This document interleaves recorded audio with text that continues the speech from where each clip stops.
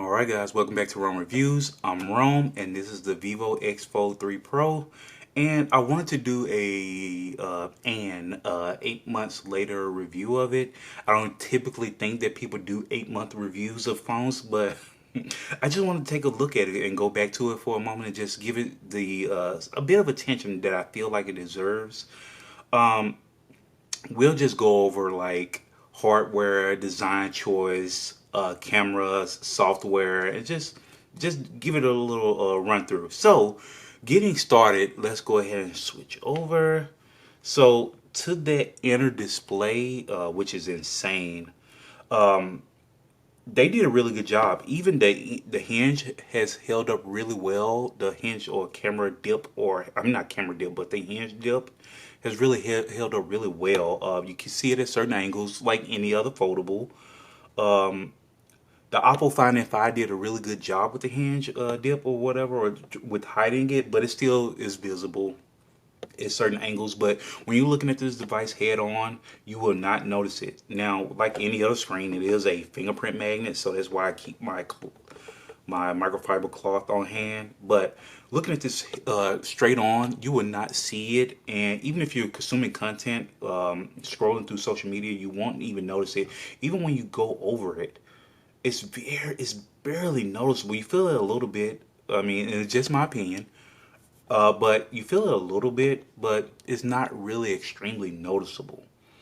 Going over to the outer display, and it's going to be the case for both inner and outer, they both are very bright. You can see them in direct sunlight easily.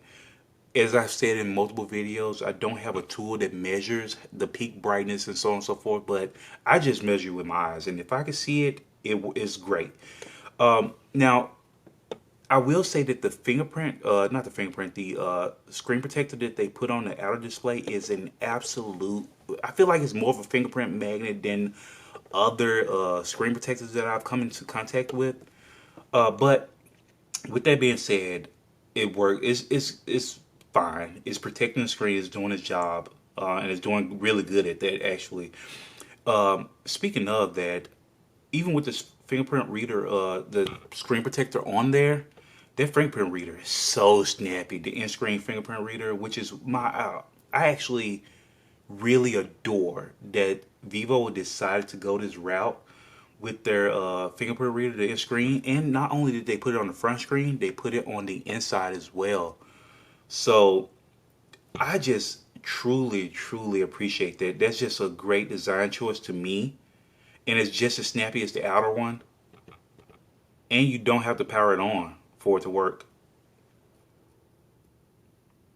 So, I mean, I just adore that. I know a lot of foldables will put their fingerprint reader on the power button, and I just don't prefer that because I'm always bumping it with the wrong finger if I grab it with the wrong hand, and it causes it to time out, and it feels clunkier to me in my experience. So yeah. Anyway, looking at overall design of the Vivo, I really have enjoyed it. I mean, from the subtle curves of the edges to make the phone feel slimmer in hand, they really did design this very well, in my opinion. The camera module itself, yeah, I have no complaints. It has like this little etched design around the edges, around the camera module itself. I feel like they did a really good job. I feel like this is a good looking foldable, even from the this little. I feel like it's like a little metal plating that they put on here with their partnership listed, Vivo Zeiss co-engineered. I really like that actually. Now I will say that the design on the back is a little odd to me from the aspect of like it's not really slippery. It has ever so slight grip to it, but it picks up scratches so easily. You can see those like kind of displayed around. I even had a case that I was using. I really liked the case, but it was scratching. It was leaving these scratches around the camera module, so I just took it back off. And I've been rocking it without a case ever since. Even though Vivo does send a little back plate that comes with it, and it's nice, but I like front and back cases or no case at all. And I hate that I feel that way because the back plate was actually kind of nice. But anyway, moving on. screen. I mean, even for this to be a slightly, um, I forgot when the Vivo X Fold 3 Pro came out, but after 8 months, this thing is holding up really well. Battery life is really good, considering that it has FuntouchOS on it and it's just a battery hog. And you have on top of FuntouchOS, you have Google services and all the Google apps constantly running in the background. I think this phone, I still get like all day battery out of this phone. Actually, speaking of battery, let's go ahead and go into the settings and let's take another look at it. Let's see how the battery health is looking after 8 months.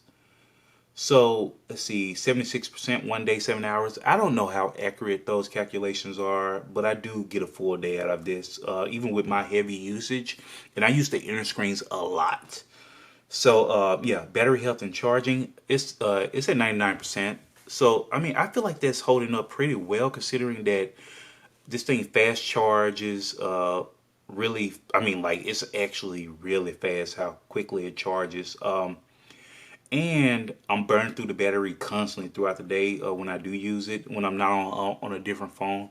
So yeah, I think it's holding up really well. Let's see, battery style and percentage. It's just those are customizations, so we won't get into that too much. Let's go into the about section really quickly and just touch on a few points that I feel are valid. It does have the Snapdragon 8 Gen 3 mobile platform on it, and this thing still holds up very well. It does get warm when you game and when you charge. It gets really warm. Not to the point where it's uncomfortable in hand, but it does get warm. It has the 16 gigs of RAM. It has Android 15 with FuntouchOS 15 on top. And I have the 512 gigabyte version. I'm not sure if they have different versions. I feel like they may have like a 1 terabyte. But anyway, moving on. I did get an update recently where it did give me the April security update and a few changes in there. So I will say that Vivo is getting better with how they roll out updates for FunTouch OS. It's still not on par with Origin OS, but I just think that's just the way things will be. So since we're here, we'll talk about FunTouch OS a little bit. While I have complained about FunTouch OS being boring and stuff like that in the past, I'll say this. It is a really good software to the point where it works. Origin OS, unless you're in China, you miss out on a lot of features. As much as I enjoy Origin OS and the customization options and so on and so forth, I do feel like there are features that I am missing when I go with the Chinese ROM on this device. I can't use this screen. I forgot what they call it, what fancy name they give it, but basically, I like to scroll over here from time to time and get my tech news and just other news that I'm following. But you can't use that really on Origin OS. They do have their screen over there, but it's all in Chinese, and you can't change that. From what I've found, bringing up Gemini with the press of a button and talking to it. Let me cancel that. There are ways to work around that in Origin OS where you could put the long press at the bottom and bring it up and do your circle to search and stuff like that. But just as far as like the out of box experience, FunTouch OS will win that just because everything works. Notifications work. You don't have to go in and tinker a bunch to get things to work. Even to this day, and I can admit that in Origin OS, you have like notifications. Once you tinker enough, they'll come through regularly and timely. But there are just going to be apps that just will not come through in a timely manner, and it's noticeable. So with FunTouch OS out of the box, it just works. Everything works. Android Auto works. In Vivo, they've been doing good with updating their devices to where Android Auto will work. But out of the box, I haven't had the experience where it works immediately. What else? Yeah, just comparing software to software. This one does lack in customization. And I'll go as far as to say that sometimes when you click on wallpapers to change it, I do not like that you have to scroll all the way to the end to get more options. So that's that.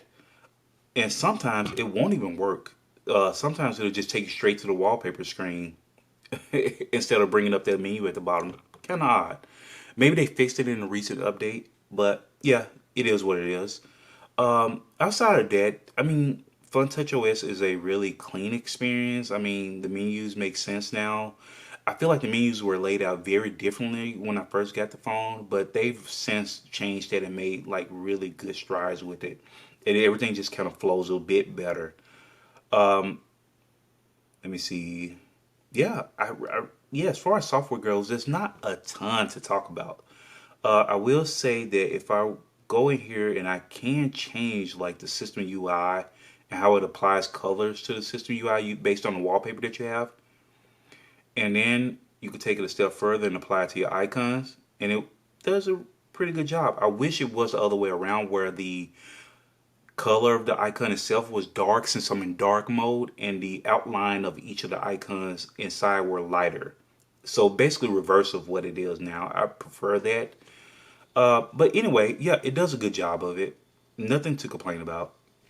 I still haven't figured out the pattern for FuntouchOS and how they roll their updates out. They just pretty much come when they come.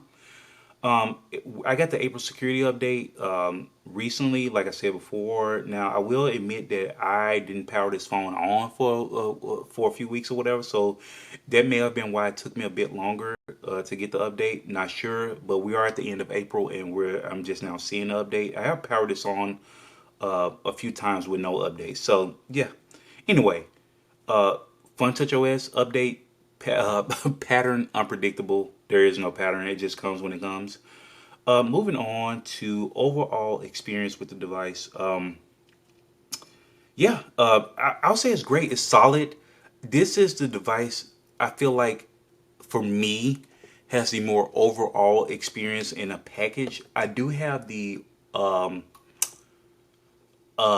Find N5, and I love that photo. I love how it feels. The hand is so thin, so well built. It feels solid when you open and close it.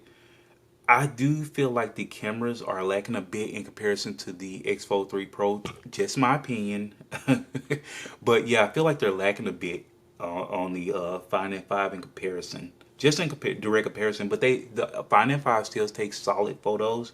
But yeah, anyway, moving on. The Vivo cameras are not lacking by any means. They give you really solid layout. I think it's like 50-50, 64, something like that. I will have to pop that up on the screen for you guys in editing.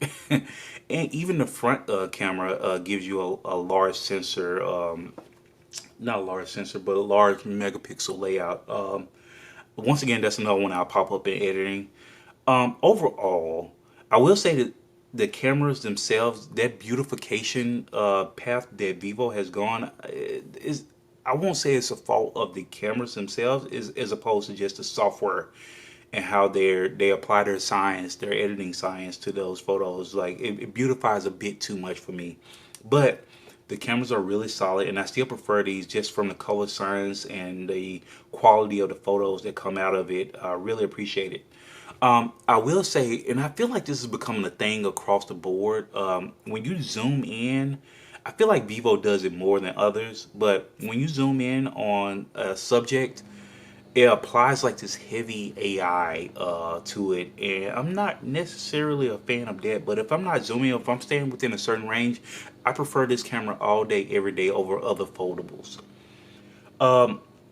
Let me see. Outside of that, yeah, I mean, everything is pretty standard, especially since this is the global version. It feels like a really basic Android experience as far as software goes. So yeah, it is what it is. Battery life is good. Software is good. It does what you need it to do reliably, I feel like.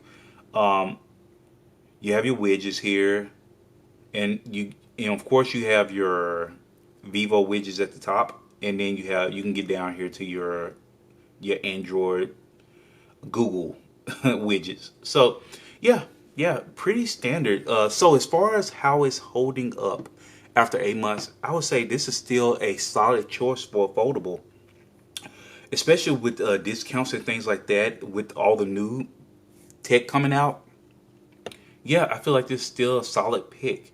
from the camera to the battery to the screens. Yeah, still a solid pick. I will say this, and I normally don't touch on accessories much, but it is hard. I'm having a difficult time finding accessories for folding phones.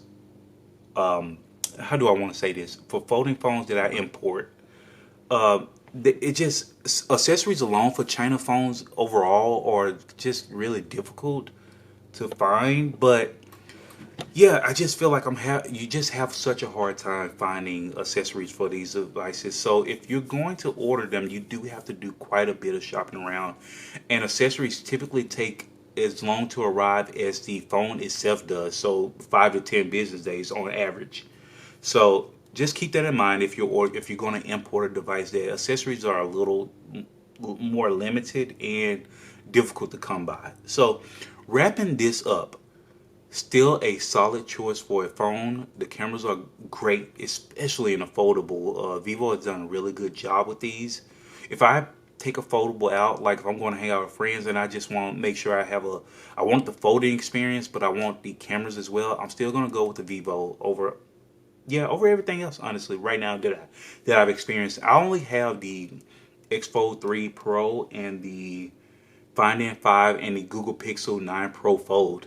Goodness gracious, that's the name. Even with the Vivo X Fold 3 Pro, that's quite a name. But the Google Pixel 9 Pro Fold, that's quite a name. Goodness. But yeah, wrapping this up. Great phone. Highly recommend if you want to go foldable and just have a solid experience.